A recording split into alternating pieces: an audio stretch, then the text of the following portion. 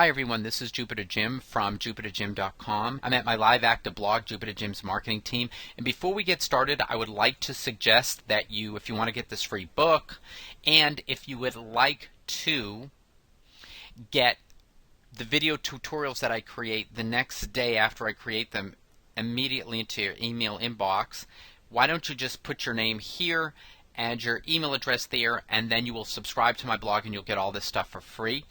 Right now I do about 1 or 2 blog posts per week, and you will also get a SEO manual, a blog report, SEO videos, all kinds of cool stuff.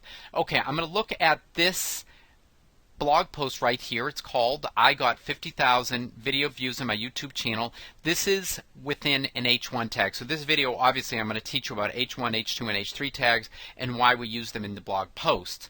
I'm going to scroll down. You can see why I create. That's an H2 tag. This is also an H2 tag.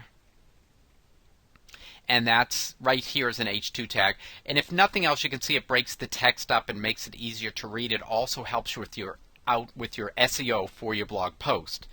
Now what I'm going to do is click on this tab right here. This brings me to my demonstration blog, and I'm just going to show you 3 posts that are exactly the same with and without the H2 tags. Okay, so you've got this post, having fun and recreation in Florida, test O, and you can see that all the text is in Latin, but you can see it's a little all jammed together and it's a little harder to read even if it was in English. So I'm going to scroll up and show you the exact same post. We have some divisions here all about Miami and learn about fishing there and some things. It's still a little hard to read because there's just so much text there. People don't really like to read on the internet. They just like to skim. And so let me scroll to the top of this article, and this is the exact same article, Fun and Recreation in Florida. My favorite ways to have fun. And you can see as I scroll down by putting in those, this is an H2 tag there, H2 tag here. By putting in those H2 tags, another one right there, going to the best beaches in Florida, it makes things easier to read. Now this all about Daytona, these are H3 tags, and I could have centered them if I wanted to. I'm just trying to let you know that every time you use an H2 or H3 or H1 tag, it doesn't have to be centered if you don't want to. Okay, now I'm going to click here, and this is going to take us to the dashboard of the demonstration blog, and I'm going to show you how to add the proper way to add the H2 and the H3 tags. Now, here you can see in the Florida test, Fun and Recreation test 1. Because I put it into the title of the blog post, when I'm using the thesis theme, it automatically puts H1 tags around it. You don't see that here. You'd have to look in the source code. If you're using another theme, you should write the developer and find out if the theme automatically puts H1 tags around the title of the blog post.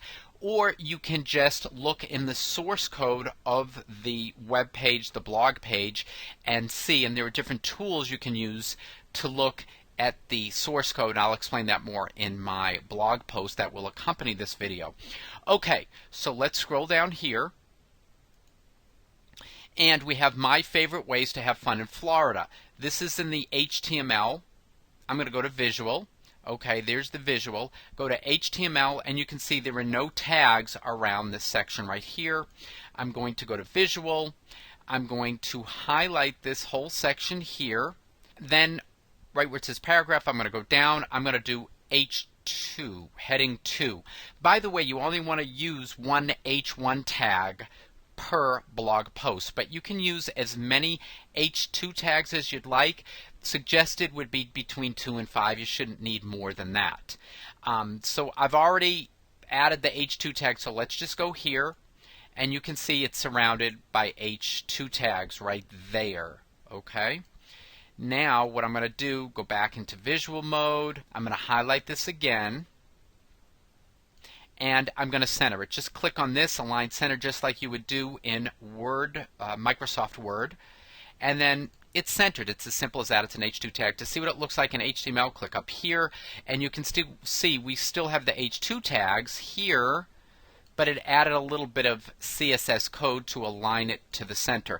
To simplify things, I'm going to go back to Visual. I'm going to scroll down, and learn about water skiing. Once again, H2. Click here to center. Click on the white space to deselect. And we're going to make this an H2, and I'm going to show you how to add an H3 in a second. H2 tag right there, heading 2 tag. Click here to center. Now this, I'm going to make an H3 tag. So scroll down here. That's H3. If I want to center it, I click up here. I don't want to center it, so I just put it back there and it aligns it to the left again. Same thing, all about Miami Beach. Go down here, H3 tag, and all about Juno Beach, which is right next to Jupiter. Go down here, we're going to scroll down, we're going to pick H3. If you wanted to do, now, let me just update that.